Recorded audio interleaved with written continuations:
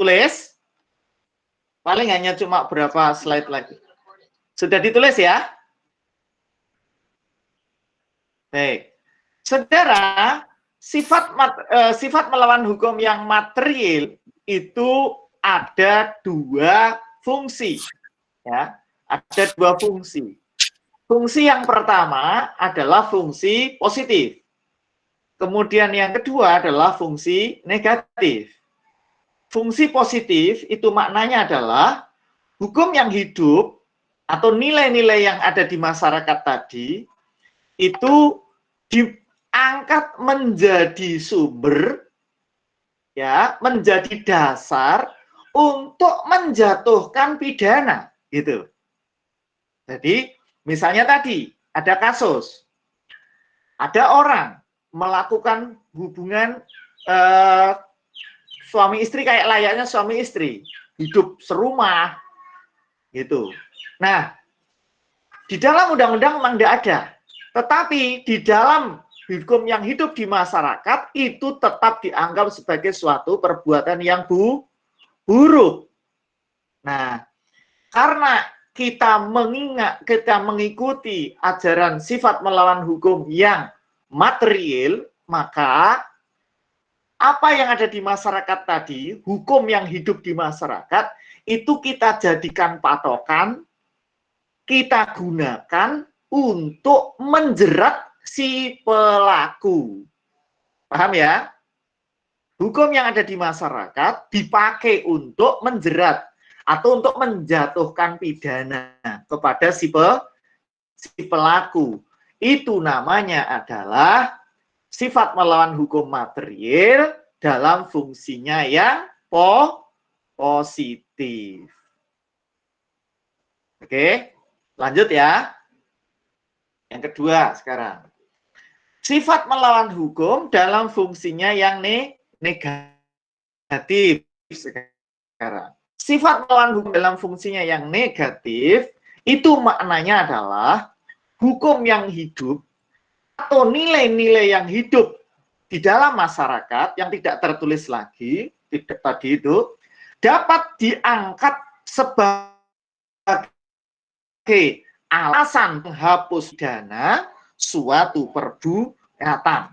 Jadi dia itu digunakan sebagai dasar untuk menegasikan, untuk menghapus tindak pidana. Contohnya ini. Kalau tadi sebagai fungsi yang positif, yang nomor 1 itu hukum di masyarakat digunakan sebagai alasan untuk memidana, untuk menjatuhkan pidana.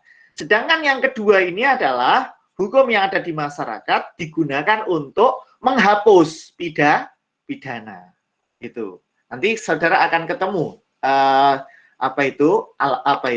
ketemu penjelasan Pak Ali ini. Ada di Batang itu Manisih dan keluarga itu sedang jalan sengaja ya mendengar bahwa di perkebunan ada perkebunan kapuk randu yang saudara pakai untuk bantal itu loh ya. PT Segayung itu habis panen gitu. Karena habis panen, maka Manisih beserta beberapa orang keluarga ini mau mencari kapuk randu hasil sisa-sisa, oke? Hasil sisa-sisa. Nah, pada saat dia sudah ke sana, sudah sampai ke Segayung itu, PT Segayung itu, dan sudah ada beberapa kapuk randu itu dilumpuhke, diambil. Lalu kemudian terlihat atau terpergoki oleh karyawan perusahaan. Karyawan perusahaan itu lapor ke satpamnya. Satpam kemudian lapor ke polisi. Polisi memproses, lalu mengusut ke pengadilan, terus sampai ke penjatuhan didenda, itu sanksinya. Baik, ya memang dipidana, istilahnya dipidana. Nah, saudara sekalian, terhadap kasus ini, bagaimana kita mencermati? kalau kita melihat ansih bahwa ajaran yang ada pada diri kita adalah ajaran sifat melawan hukum yang formil, maka ini adalah kaku. Dan memang tidak ada yang katakanlah memidana manisih berdasarkan pasal 362 itu ya secara formil betul gitu loh, secara formil betul. Tetapi secara material, artinya hukum yang kedua, sifat yang kedua, ini tidak bijaksana atau tidak wise, tidak bijaksana. Karena di dalam hukum yang hidup, sifat melawan hukum yang kedua, yaitu sifat melawan hukum yang material, itu ada alasan penghapus pidananya. Apa itu? Ya, jadi dia itu berfungsi sebagai negatif, menegasikan tadi yang dianggap telah melawan hukum. Menurut hukum yang hidup di masyarakat tempat Manisih, di sana desa Manisih, bahwa kalau mengambil sisa-sisa hasil panen, istilah kalau di dalam di Pak Ali itu ada istilah ngasak ya, atau mereka sebut dengan gasak, atau ngasak kalau di tempatnya Pak Ali di Demak sana, itu adalah perbuatan yang biasa. Jadi apalagi itu kapuk randu, wong terhadap padi, kalau padi itu sudah selesai dipanen, sisa-sisanya itu kemudian menjadi milik siapapun ya mau mengambil, namanya ngasak. Tidak tahu kalau saudara kan sekarang sudah tidak paham ya, saudara ini anak kota semua ya toh. Saudara ini kan berasal dari kota semua ya, tidak ada yang dari kampung ya. Kalau Pak Ali ini kebetulan dari kampung ya, jadi kalau saudara ini anak kota, tidak tahu tentang desa, tidak tahu tentang sawah ya.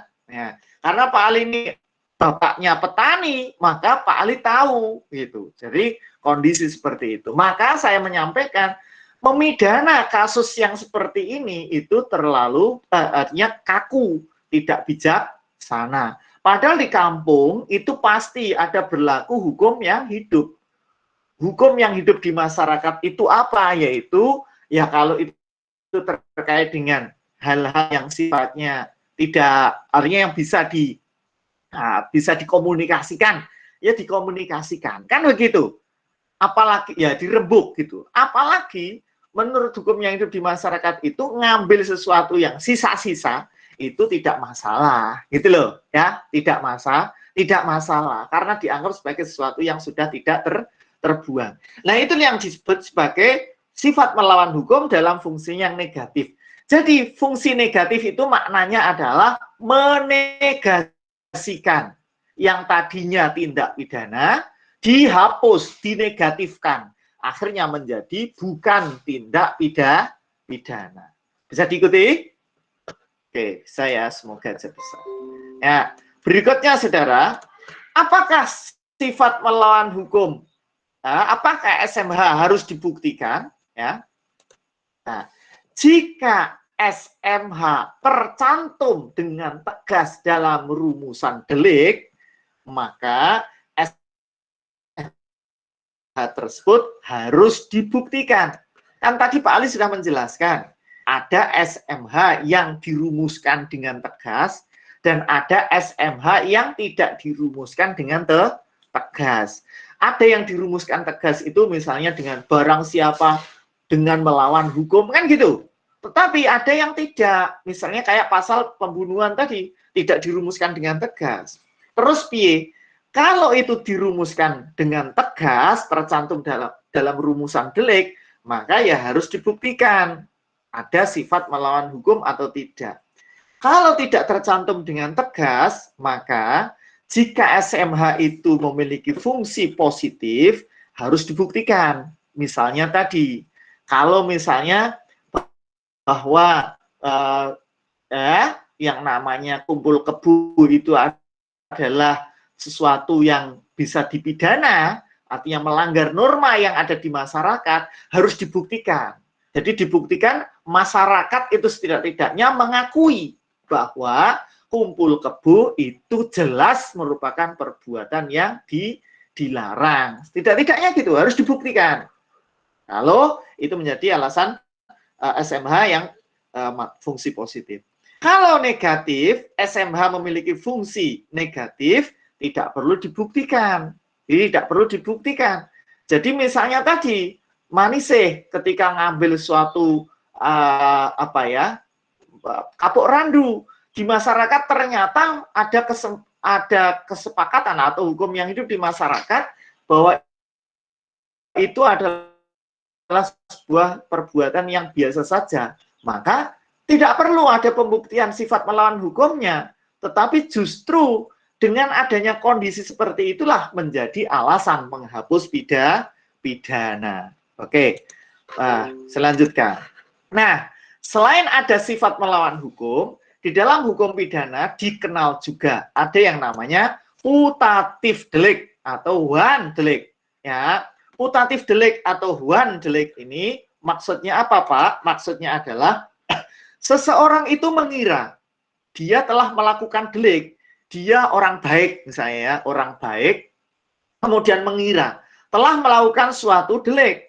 Nah, ternyata perbuatannya bukan melawan hukum, itu tidak delik. Misalnya contoh ya, saudara.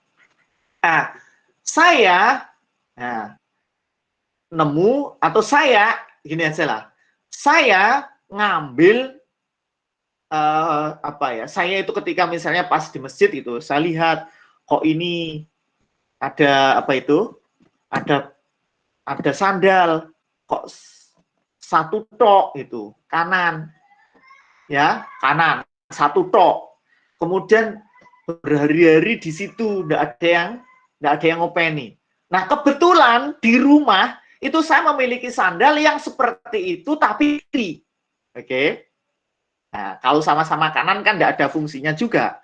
Nah, setelah di rumah, ya kan sandal kan tentu harus ada kanan ada kiri ya toh.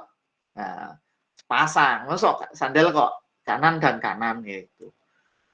Jadi di rumah kebetulan saya punya kiri. Akhirnya kemudian saya ambil, gitu ya, saya ambil bawa pulang. Nah, saya kemudian, wah ini saya punya sandal, akhirnya sandal utuh lagi nih. Nah, karena orang baik, nah saya orang baik, merasa terbebani. Wah, saya kok ngambil barang orang lain. Lalu saya lapor ke polisi. Polisi, mohon maaf saya telah melakukan pencurian di masjid, yaitu berupa sandal sebelah kanan.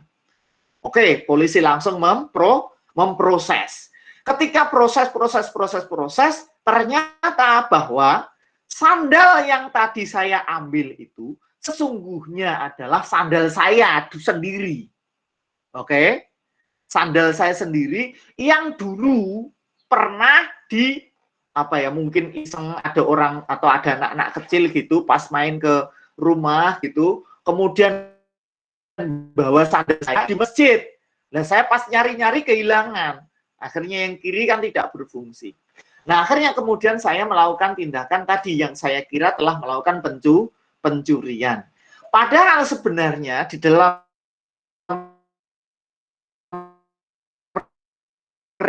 realita pencurian tidak dapat melawan hukum. Ternyata yang saya ambil adalah barang milik saya sendiri yang dulu sempat hilang. Ini yang kita sebut dengan putatif delik. Nah, salah tulisannya ini bukan putatif ya, putatif gitu. Gini, putatif delik ya, diperbaiki. Ya, jadi putatif delik bukan putatif. Putatif delik. Bisa dipahami, Saudara?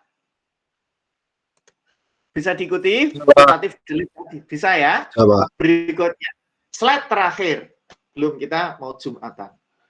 Nah, Saudara, unsur sifat melawan hukum yang subjektif. Ya, apa ada Pak unsur sifat melawan hukum yang subjektif? Jadi begini, ada berapa ya? Jadi unsur sifat melawan hukum itu kan sebenarnya adalah unsur objektif. Unsur yang semua orang bisa lihat. tidak ada kaitannya dengan soal hati. Tetapi sebenarnya di dalam sifat melawan hukum, kita di dalam perbuat, itu ada subjektif dari seseorang. Ada unsur yang melekat, unsur subjektif yang melekat pada seseorang.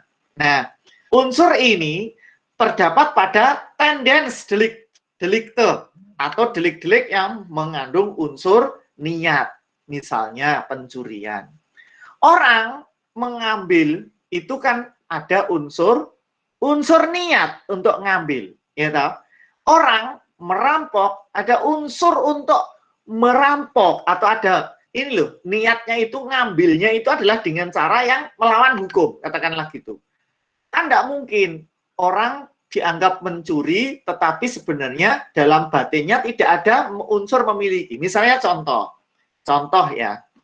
Jadi unsur niat ini harus melekat pada perbuatan. Misalnya contoh, si A itu melakukan pemerkosaan. Niatnya apa? Mosok niatnya untuk kasih sayang? Ya tidak mungkin lah, ya. Mesti niatnya adalah untuk mengambil atau mencederai kehormatan orang lain atau untuk melampiaskan nafsu bejat, kan gitu, ya. Oke. Nah, niat itulah yang kita sebut dengan tendens. Ada unsur subjektif. Tentu kalau kita menganut seperti ini, maka jika ada orang melakukan suatu tindak pidana, tendensnya atau unsur sikap batinnya itu ada yang baik, maka bisa saja menjadi penghapus atau setidak-tidaknya mengurangi pidana. Nah, saya berikan contoh. Ini terkait dengan soal karena ini Ramadan, tak contohkan ya yang baik-baik saja.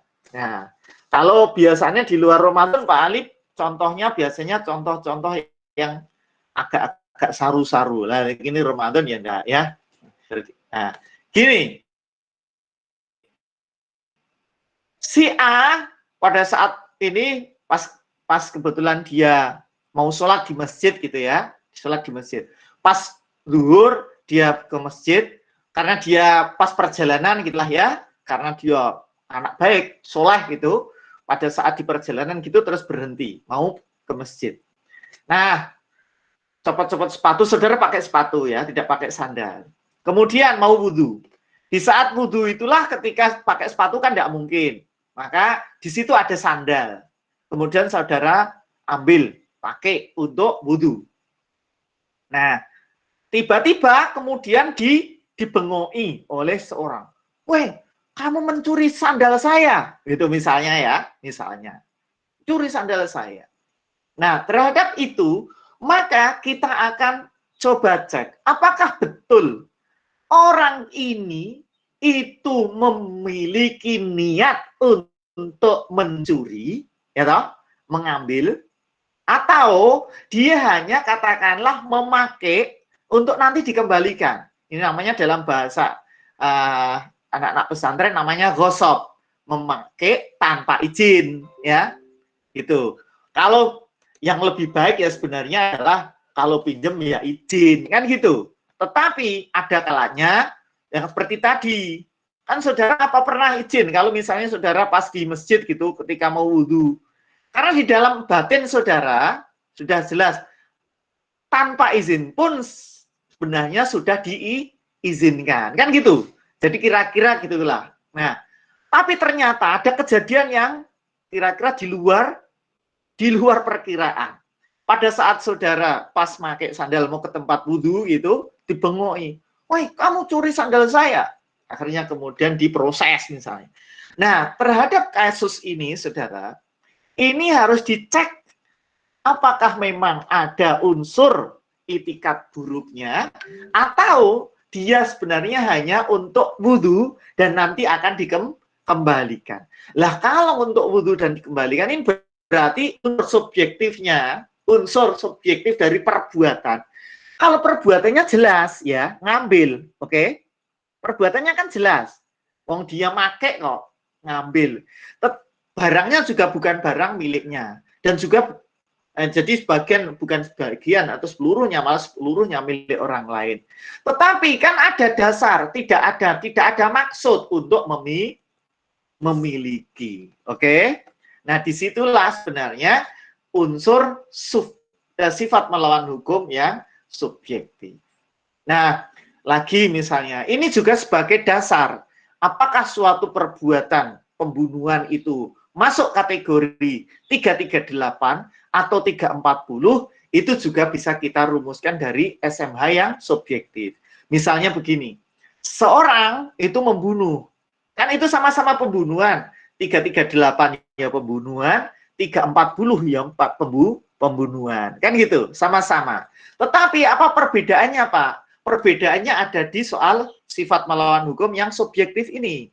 Jadi kalau pembunuhan biasa itu misalnya dia memang tidak ada semacam kayak maksud tendensi untuk katakanlah sejak awal itu direncanakan tidak ada gitu ya. Tapi kalau 340 itu sejak awal wis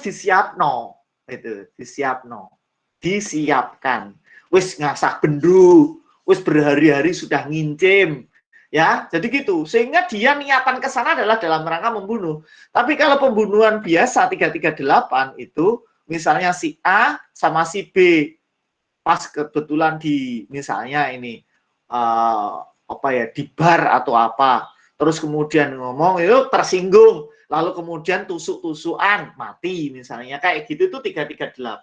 Tapi kalau kemudian di situ nanti kita perdalam, kok sudah ada indikasi permusuhan sebelumnya, itu patut diduga bahwa sebenarnya sudah ada unsur rencana itu, atau niatnya sudah ada. Baik, saya kira itu, saudara. Terima kasih. Ini saya tutup rekaman dulu. Kalau nanti ada pertanyaan, persilakan.